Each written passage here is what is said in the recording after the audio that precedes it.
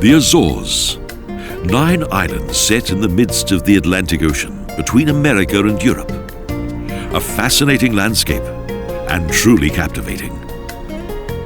A subtropical paradise in the eternal blue of the Atlantic Ocean.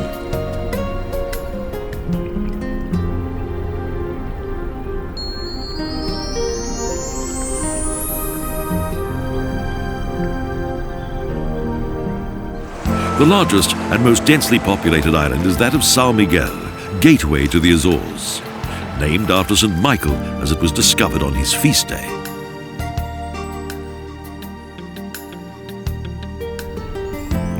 The warm waters of the Gulf Stream surround dormant volcanoes and steaming geysers. Around the opulent green of the tropics, and in between, monasteries and settlements. The island's capital of Ponta Delgada is situated within a beautiful bay on the south coast. Hard to believe that this former fishing village has been transformed into a city of commerce. In 1499, the Portuguese king Manuel I conferred the town with the title Vila, and a progressive middle class moved to this area. In the 1940s, the spacious town square that contains the remains of the former city gate was reclaimed from the sea by the extension of a harbour mole.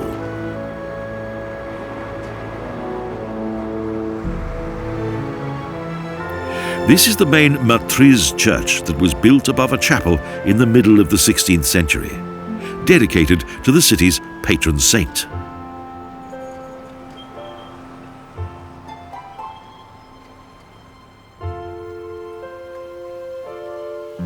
The Santa Cruz Church is part of the 16th century Esperanza convent.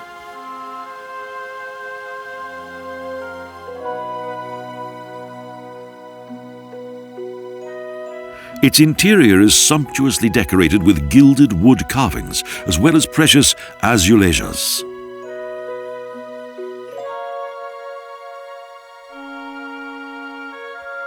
A nun, Teresa, founded the convent in honor of St. Cristo dos Milagres.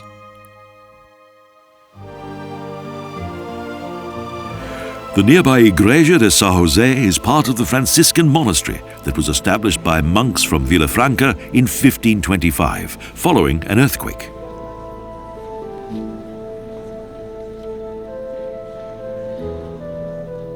At the beginning of the 18th century, the monastery's chapel was expanded into the present church that is in the Azorean Baroque style.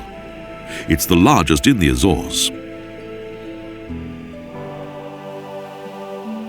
The massive Baroque facade of this church, of the powerful Jesuit college, is one of the most striking buildings at the upper end of the old town.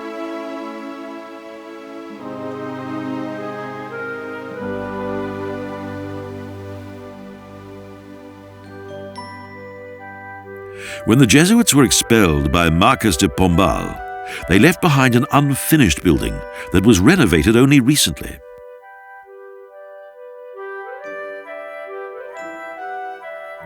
Gorgeous azulejos and the carved high altar are contained within the Sacral Museum. The municipal park was created as a private garden in the 19th century and was named after the first and most successful pineapple grower of the island, Antonio Borges. The market displays an impressive cross-section of all that both the land and sea of this region can provide. A daily meeting place for food lovers.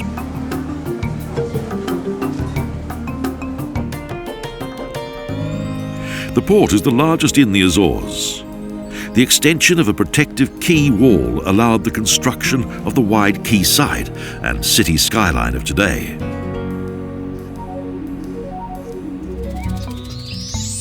Northeast of the city is a pineapple plantation, in which seasonal growth phase can be observed in large greenhouses.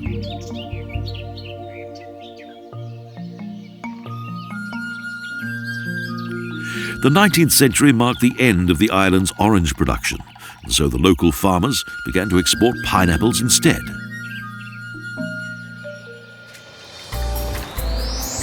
Lagoa owes its name to a lagoon which extends in front of Santa Cruz Church. Here there's bathing and relaxation.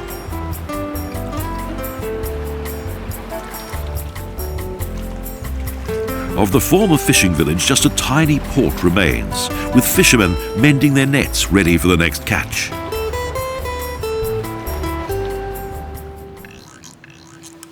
In addition to fruit, tea, sweet potatoes and tobacco are also grown here.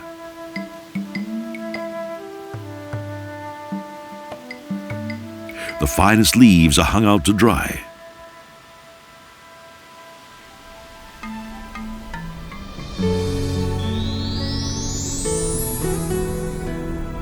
Soon after the arrival of the first settlers, Villafranca do Campo was the island's most important port and, with its sheltered bay, the original capital of the island.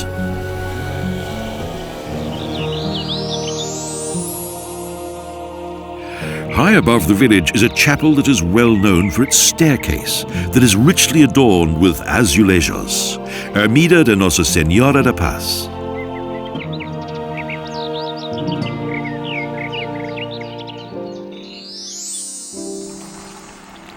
These azulejos, along with other products, are made by hand at Cerâmica Via.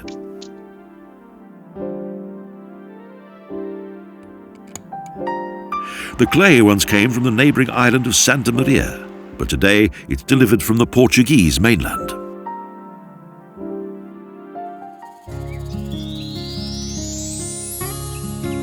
We venture further into nature, into a tropical volcanic landscape surrounded by lush greenery, as well as bubbles and unpleasant odours.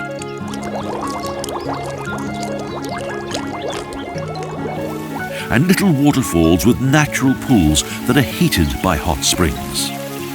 Ideal for a quick bath.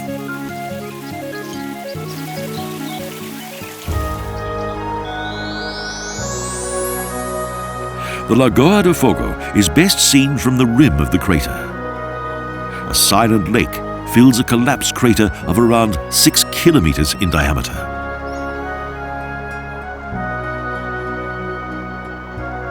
In 1563, during a massive volcanic eruption which lasted for 3 days and destroyed several settlements, Faial Lake was created.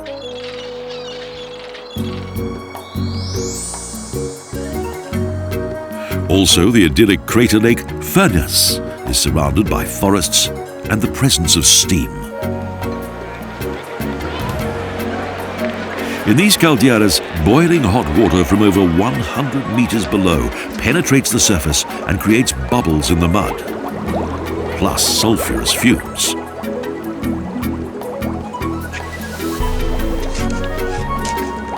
Here the ground is hot enough to cook food, which is done by the locals with the aid of a competent helper. This hearty combination of meat, sausages and vegetables tastes particularly good. The volcanic complex of Furnas was formed about 800,000 years ago, a time when collapsing craters were formed with water 100 to 200 meters deep. The fumaroles are fed by steam from the depths, which combines with seeping water. Microorganisms that survive in boiling water have been discovered here too.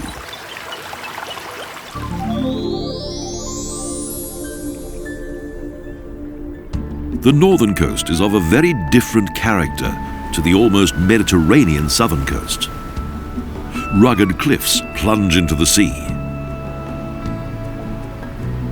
Santa Iria offers magnificent views, but the blue sky can soon be followed by a short shower.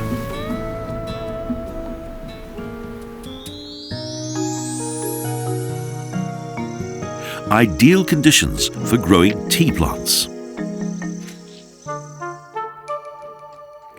At the beginning of the 19th century, the first tea plants arrived in the Azores in a somewhat roundabout way. The Emperor of China sent tea plants that came to São Miguel via Brazil. Caldeira das Sete Cicadas is the most fascinating collapsed crater in the Azores. Rich vegetation, which resulted from a series of landslides, surrounds several lakes. The blue lake of Lagoa Azul and the green lake Lagoa Verde are the two largest.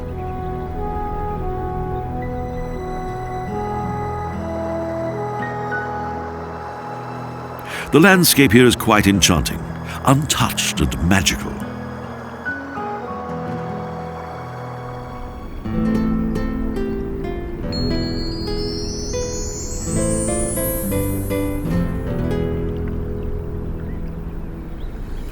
Terceira is another of the Azores Islands, and Angra do Heroísmo is its capital.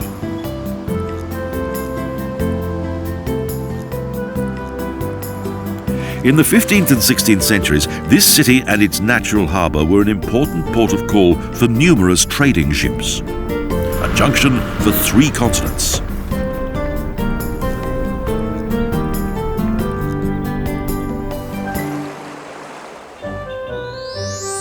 Pacos do Concelho, City Hall, indicates the city's former prosperity, with fine stairways, colourful windows and a splendid hall, as well as the blue-white flag of the Portuguese monarchy. The white Palácio dos Capatães Generais also highlights its past importance. It was once the official residence of the general captains. In 1776, Dormant da Almada transformed a Jesuit convent into a palace. So the church now forms part of the complex, a splendid house of God which symbolizes the spirit of a glorious epoch.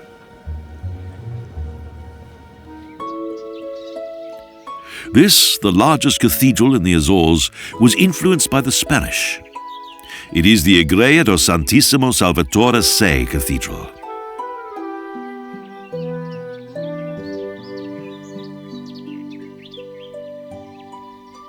This splendid building dates back to the 16th century and replaced a Gothic church.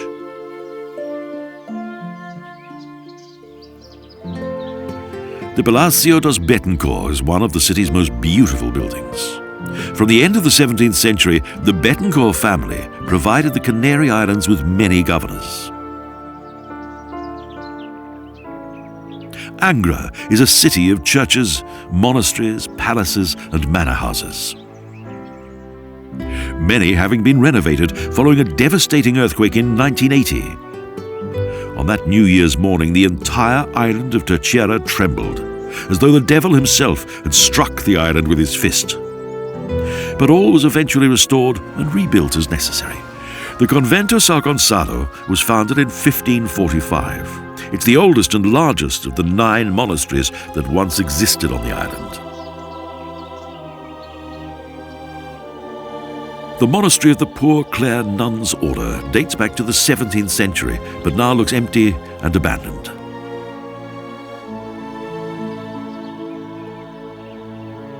Up until 2005, 5 nuns lived here, as well as a number of elderly women and single mothers. In the centre of the old town is the Jardim Duque da Terceira, a well-laid-out garden with tangled pathways, fountains and an abundance of flowers.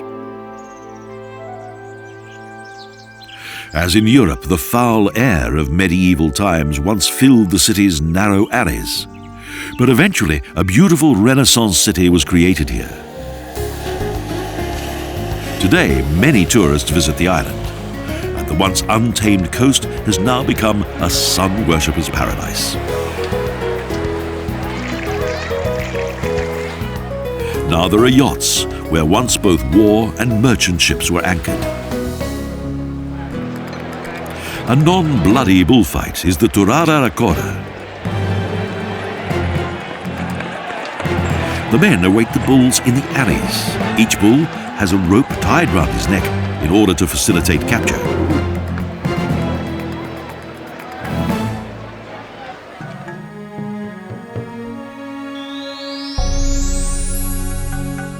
Terceira also cannot deny its volcanic origin.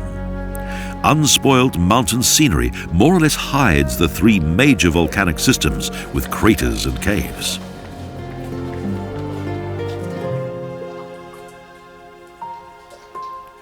The descent into the Calga do Cavao cave in the island's interior resembles a descent into hell.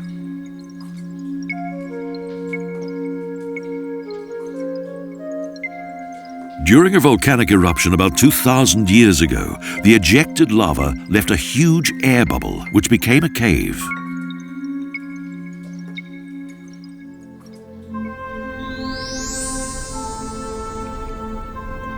Settlements are usually located on the coast, such as Cuatro Ribeiras. And picturesque processions, such as that of Thanksgiving, are traditional events.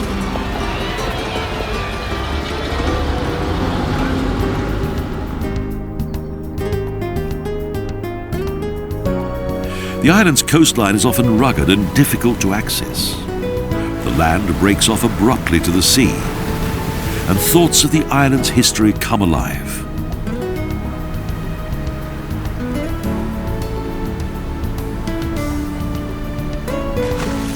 It was in the 15th century when Portuguese sailors discovered several islands in the endless ocean. The third was Terceira, one of a total of 9.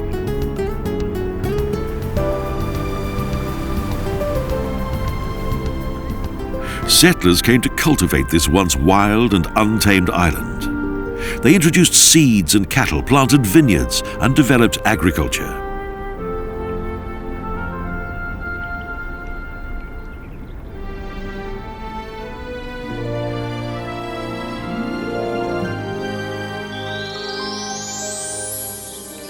To the east of the island of Terceira is Serra do Cuma, a giant crater about 10 kilometers wide, used for both fields and pastureland. The history of the islands began around 20 to 25 million years ago at the bottom of the Atlantic. From a depth of 4,000 meters, when the Earth's shell cracked. Liquid magma rushed out, piled up, and volcanic forces began to form mountains which grew larger and larger.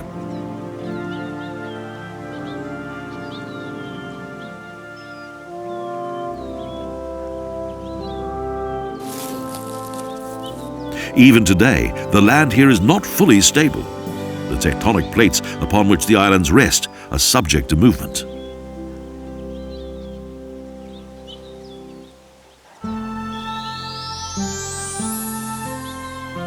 São Sebastião is probably the oldest settlement on the island and named after San Sebastian. Here, the first Portuguese settlers set foot ashore.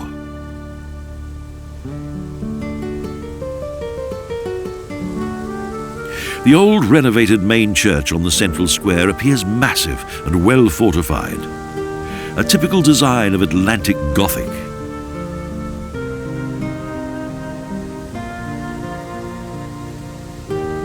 Threatened by pirate attack, the people built fortified churches, decorated with Gothic splendor.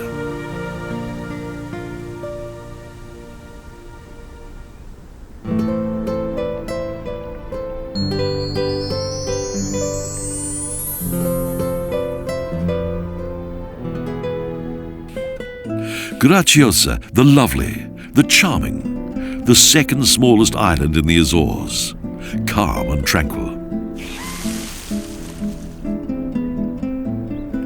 With idyllic nature and whitewashed villages widely scattered throughout the island.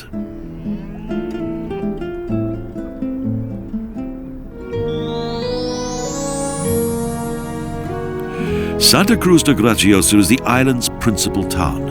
Over the centuries, a diverse collection of buildings gradually formed the small town.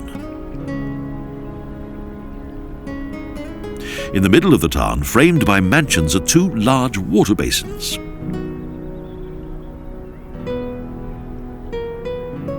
In earlier times, one of them served as a water supply for the locals, the other was for cattle.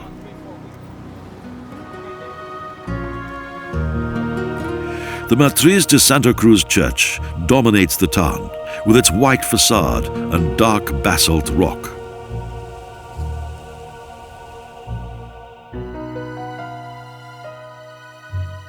Emmanuel design is clearly to be seen in the interior on both the stone carvings and masterful azulejos.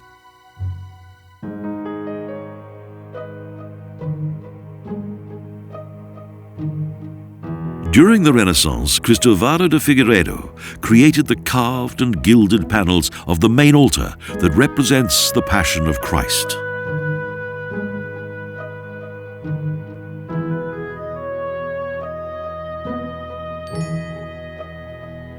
The mansions of the 18th and 19th centuries are predominantly single-story and decorated with interesting window frames and pretty balconies.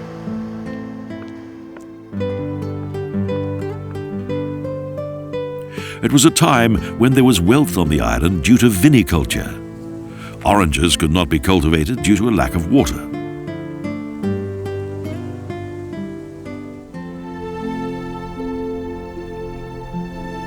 The fate of Graciosa has always been closely linked with the other islands, so no independent development took place here.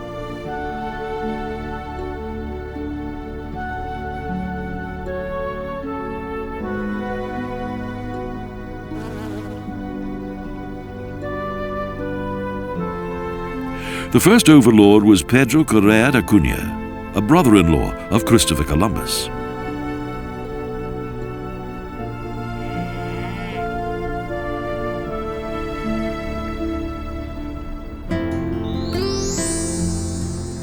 In the south of Graciosa is the tiny port of Praia, which is officially named São Miguel and can be seen from the volcanic cone of the Monte de Sauda. It owes its name to the sandy beach in front of the houses, but a high wall blocks the view. It was originally designed to protect against pirates and tidal waves. Although tourists are hardly seen here, local residents enjoy both sea and sun.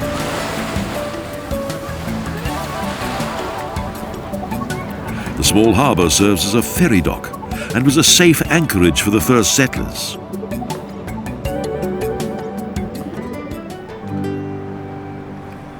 There's little to see here, and it's deserted during the day.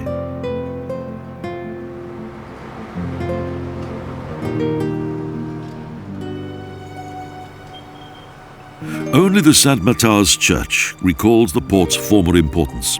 It dates back to the 16th century and only later received its present facade.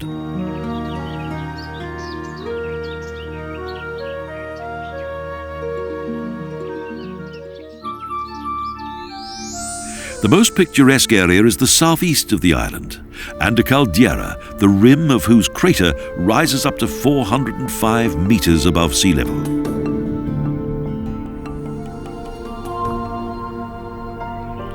It is in fact two collapsed craters that originated about 12,000 years ago, and somehow converged to form an elliptical caldera.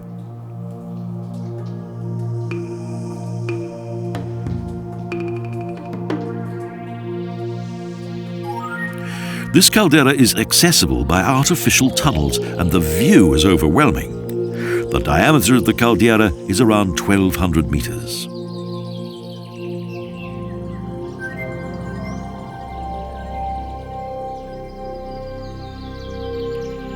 The crater is partly forested and also used as pasture land. The sun rises above the height of the massive crater wall only late in the morning.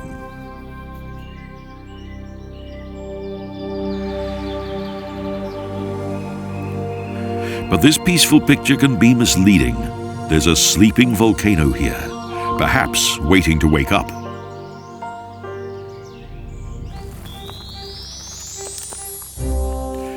Next on the agenda, mysterious steps that travel to Hades, the Furnas do Enxofre cave.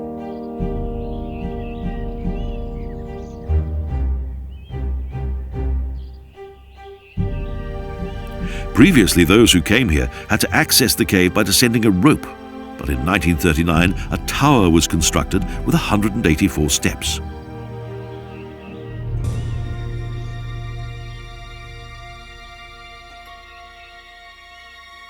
Down to a unique phenomenon of nature, a world of darkness in which pungent fumes of sulphur fill the air.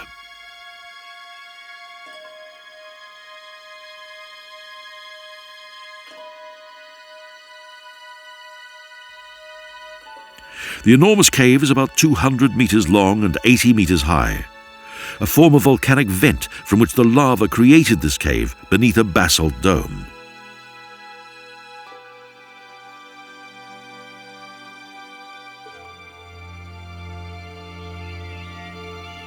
It's good to return to the daylight. The adventure is over.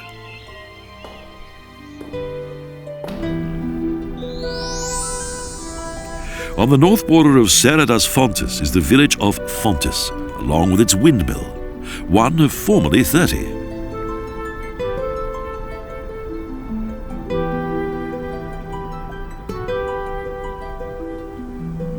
The last miller died without a successor, and few people remember that the operation of the mills was once an imperial privilege.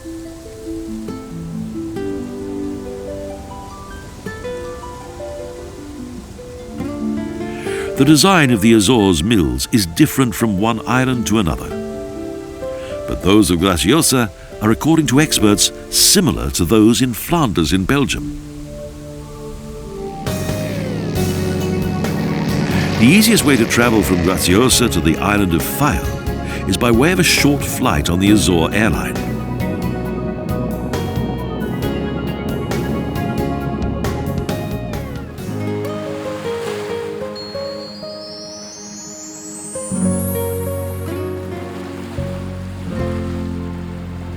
Faial, the Blue Island and one of the Azores' most popular islands, also boasts a well-known marina.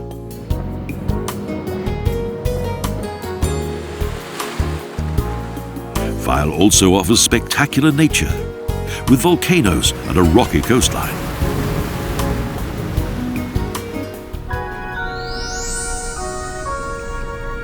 Horta is the island's capital and since 1976 has also been the seat of the Azores Parliament. With elegant townhouses, churches and palaces.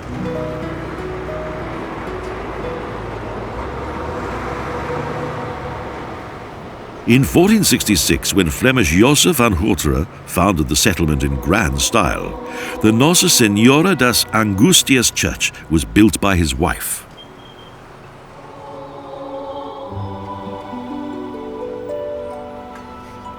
The Franciscans originally established this convent on the coast, but as a result of pillage and storm, subsequently moved into the town, where they stayed until their eventual expulsion.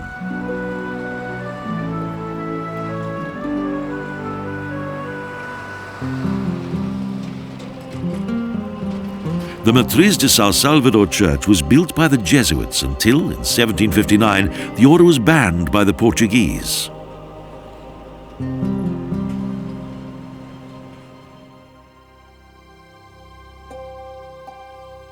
Inside, magnificent Jesuit Baroque has been well preserved.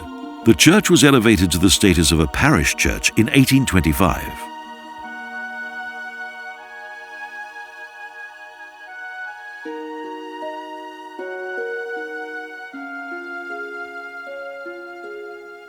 Gilded carvings adorn both the main and side altars, and numerous figures represent scenes from the life of Ignatius of Loyola, founder of the order.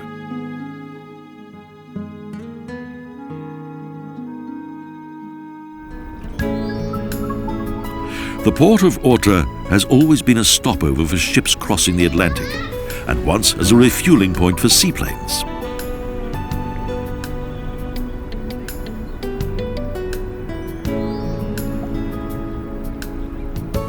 With the advent of telegraphic communication, an underwater cable was laid across the Atlantic, and again Horta became a natural link between the continents.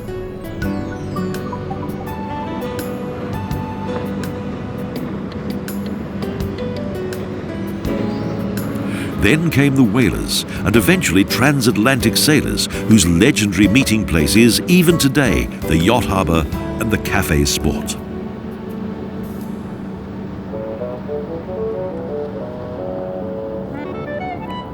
With colourful illustrations on the mole, skippers from all over the world are immortalised before continuing their voyage across the Atlantic.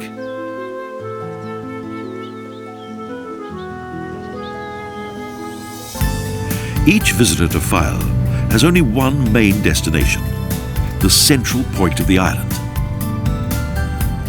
The journey takes us past Japanese cedars, giant ferns, and eucalyptus trees.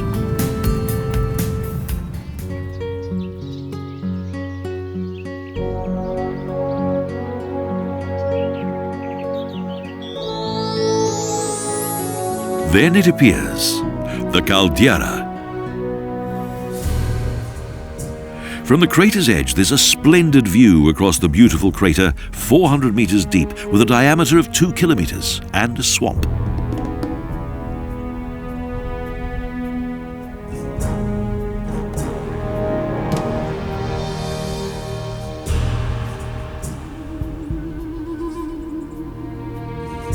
The caldera originated due to a huge explosion thousands of years ago, during which tons of pumice stone was ejected from the crater.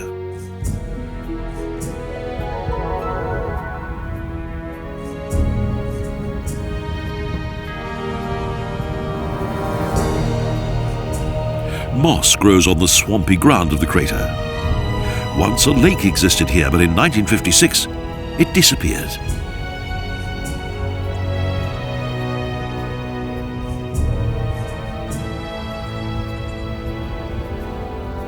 At that time, the Capeliños volcano erupted and shook the entire island. Through the cracks that appeared in the ground, the lake water vanished.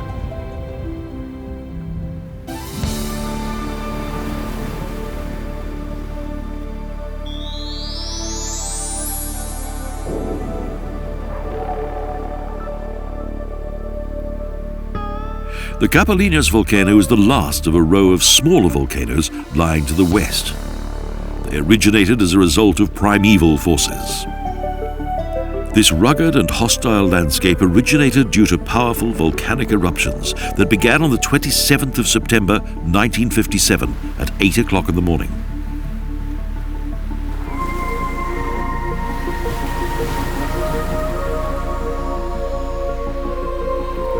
For more than a year, one quake followed another.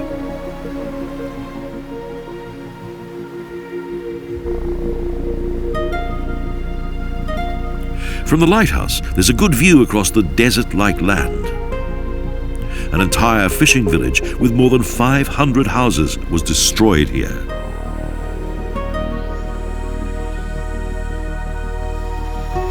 Luckily, the inhabitants were forewarned by gentle seismic shocks, and so were able to leave their houses before anyone was seriously injured.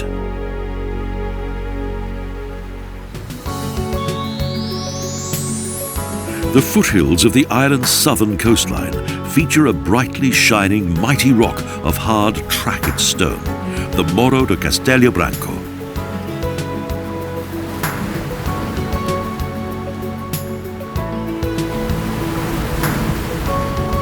The hill of the White Castillo originated as a volcano just off the coast, its eruption ejecting viscous magma from the depths below.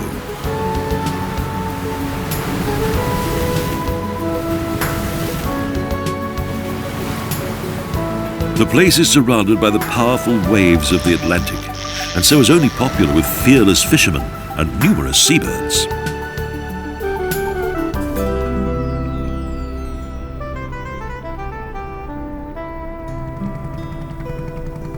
From Faial, a neighbouring island is visible. Pico, an island with a shining, snow-covered mountain and 106 volcanic brothers and sisters.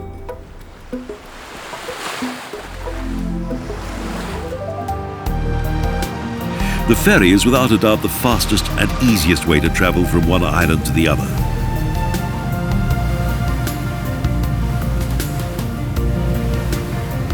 After half an hour, we reach the ferry harbour and enter yet another world set in the middle of the Atlantic Ocean.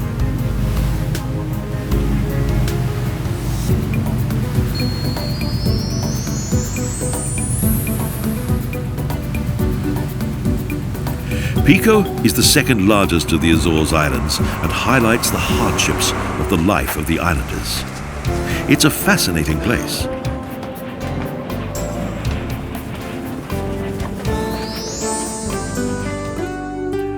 The island's main town is Madalena do Pico, a harbour town. Life is tranquil here. Even the arrival of the ferryboats is quite peaceful. And welcome cafes look quite tempting.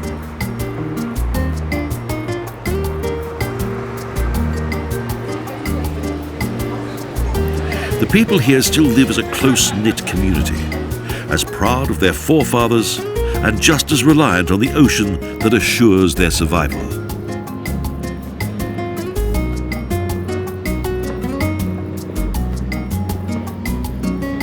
Life for the first settlers was harsh indeed. They were plagued by famine, pirate attack, and volcanic eruption.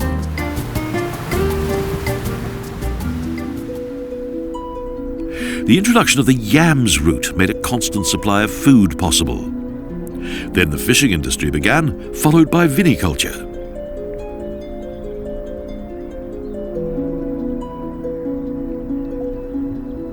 Much prosperity came from Pico wine that was produced in Horta, where the barrels of Faial were exported as far as Russia.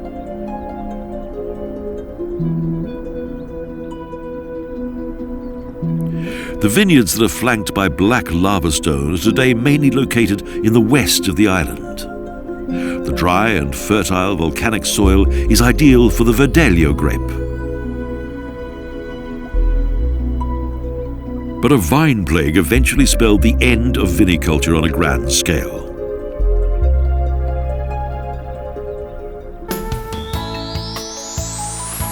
The island was first settled in 1460 by Leges do Pico.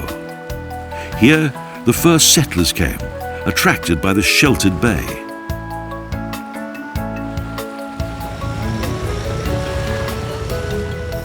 Lages was for centuries the centre of whale hunting.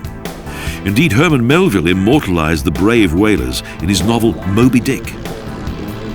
Today, too, we're searching for whales. But not for hunting, only to observe and take photos.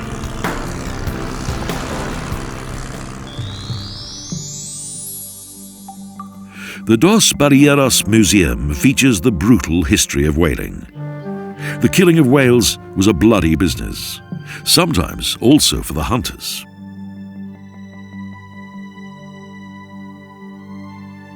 They hunted their prey in boats far smaller than the actual whales and chased after them with hand-thrown harpoons and lances, man against mammal.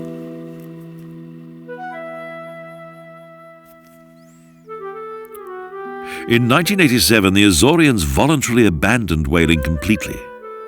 Now, a museum recalls those times.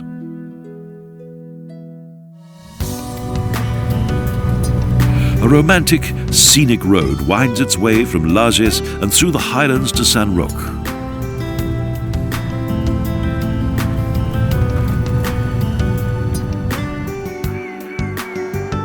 From each direction, Pico is the focal point, and cars frequently use the street, apparently oblivious to man.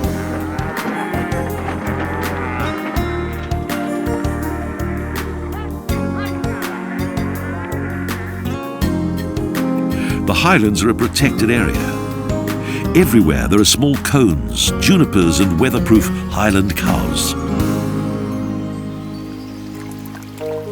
Small crater lakes nestle idyllically amid green pastures. Stark contrast to the elemental force of nature's mighty volcanoes.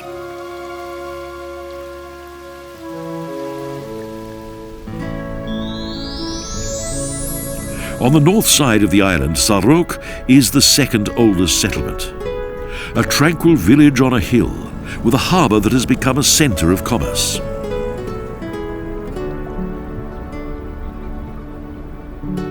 Here live the families of those who, until 1984, were employed in a local whale processing factory.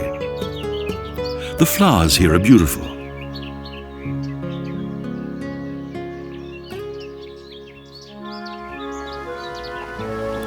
The view is a reminder of the first Portuguese who came here, soon followed by the immigrants from all over Europe.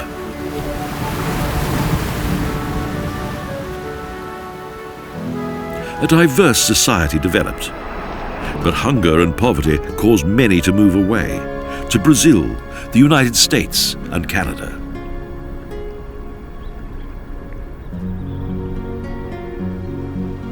As a basic need, whale processing came at the right moment.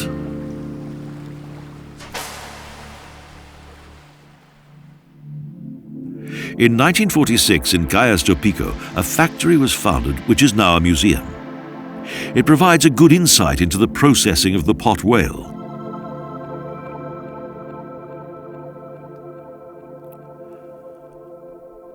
Almost all of the up to 20-meter-long whales was processed. The most important byproduct was the lamp oil obtained from the blubber.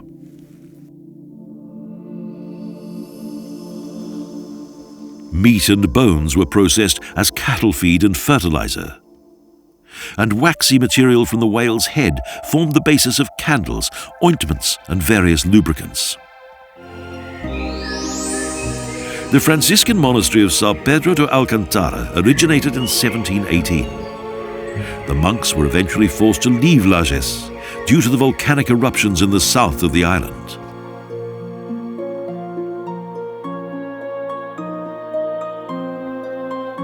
The interior of the monastery church features wonderful Baroque design. Valuable altars are decorated lavishly and wood carvings elaborately gilded.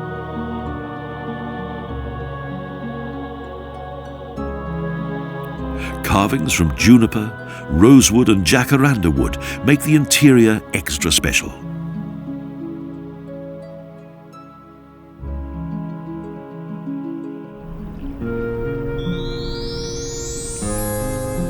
On the north coast, Cacharo was abandoned by its inhabitants during a particular volcanic eruption.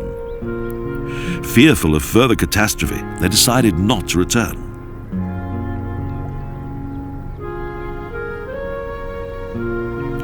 Today, some of the buildings are used as summer homes, and the devastating eruption of 1718 has almost been forgotten. Up here, there's a rock that resembles a dog's head. Up to this point, the lava flow advanced, forming bizarre shapes.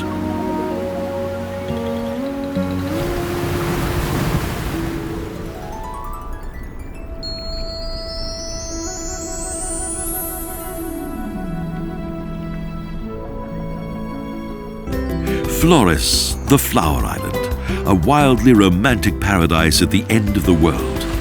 Pure nature amid the Atlantic Ocean. A colourful, almost virginal splash of volcanic rock at the far end of Europe.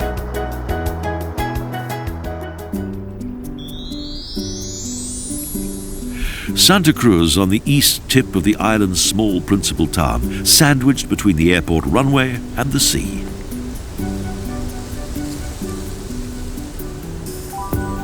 The harbour is correspondingly small. Everything seems sleepy and unused, as in Lages a port was built at whose quay freighters berth.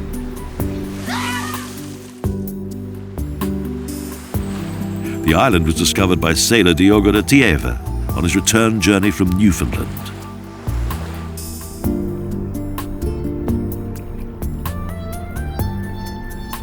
However, Flemish Wilhelm van der Hagen came here in the late 15th century and colonized the island.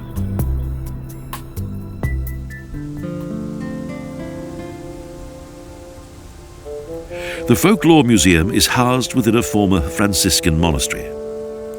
Here there are old agricultural implements and household items, an interesting overview of life on Flores.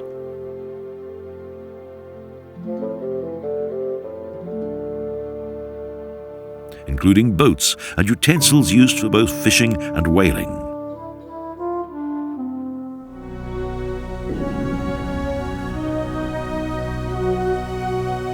The island is wild and wonderful at the same time, and the various green hues enchant the landscape and skillfully conceal the signs of volcanic activity.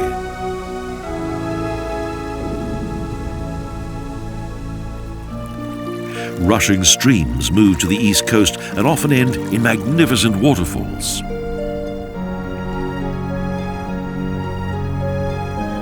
Most coastal sections plunge steeply into the Atlantic because the land is located 300 meters above the sea.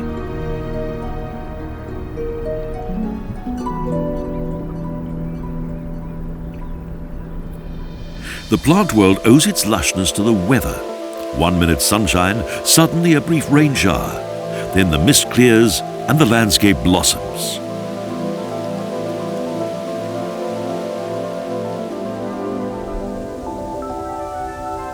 Here there are sometimes 4 seasons in a single day. This often results in Europe as a specific fair weather phenomenon, the Azores high.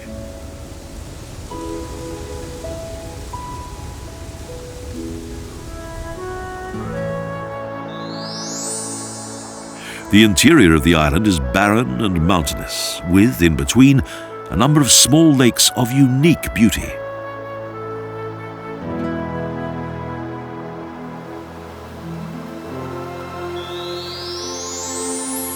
Lagoa Rasa and Lagoa Funda are 2 of the 7 Flores lakes. They fill craters of volcanic origin, often only in winter. The green Lago Comprida is surrounded by predominantly endemic vegetation, a paradise for botanists and a breeding ground for many birds. A narrow ridge divides Lagoa Negra, a dark crater lake. On the steep banks, shrubs and trees grow almost into the water.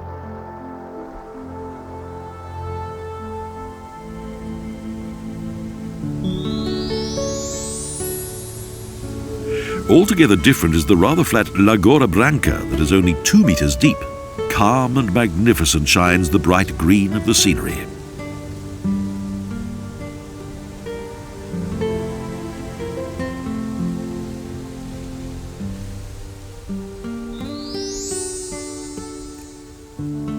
Above the Ribeira Grande is Quara, once a small village whose inhabitants left for America. In the 1960s, a Portuguese couple named Silva bought what remained and created a small and exclusive tourist attraction.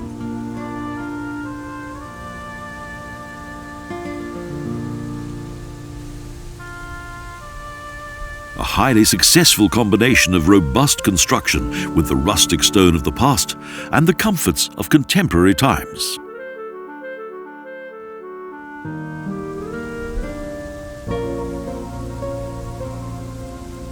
The whole west coast looks dramatic and unpredictable, although volcanic eruptions have not been registered here since records began.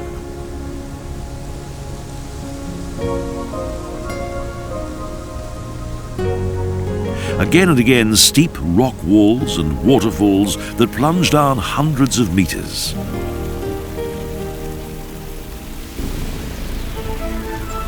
Unique and breathtaking natural wonders.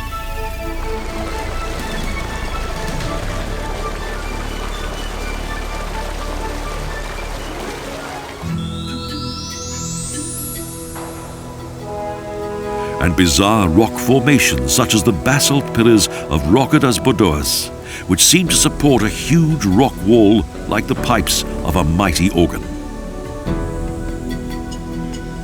This fascinating wonder of nature has been created by the unique structure of Flores.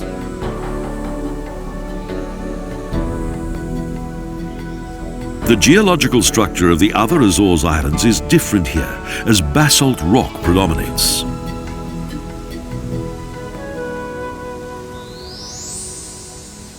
This small village lies at the end of Fajazinha's fertile basin, which flows along the west coast.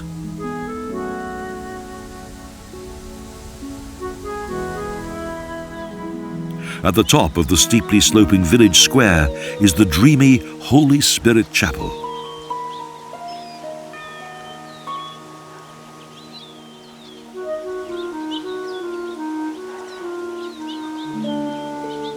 High above the sea, the village had long been isolated from the outside world, a fact that is still true today.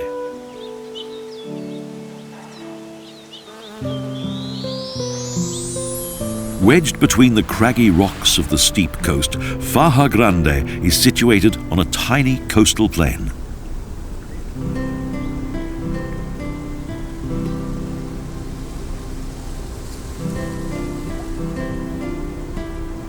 The small village is the westernmost point that belongs politically to Europe and enjoyed much prosperity until the early 19th century.